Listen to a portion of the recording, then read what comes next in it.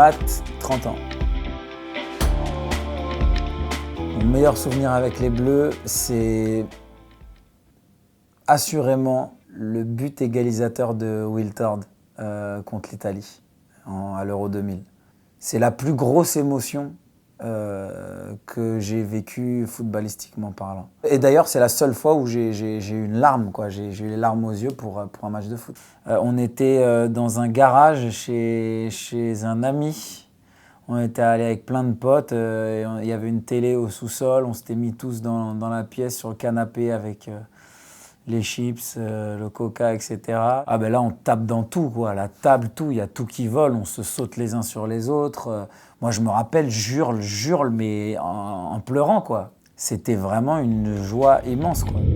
Mon meilleur moment de partage avec les Bleus, ça a été la qualification pour la Coupe du Monde au Brésil, là, le 3-0 au Stade de France, j'y étais.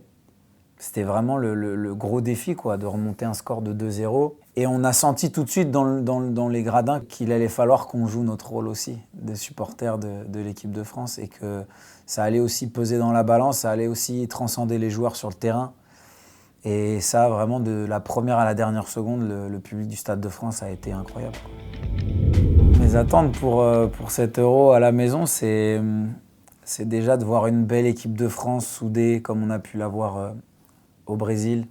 Là, il va falloir une vraie communion entre le public et les joueurs. Pour le partage avec les Français et avec mes potes qui sont en équipe de France, pouvoir vivre ça et côté public et un peu de l'intérieur à travers mes potes, ce serait un kiff. Mais en tout cas, voilà, c'est ce qu'on attend d'une compétition comme ça, et surtout quand ça se joue à la maison, on a juste envie de vibrer, d'échanger des belles ondes, surtout en ce moment, on en a bien besoin.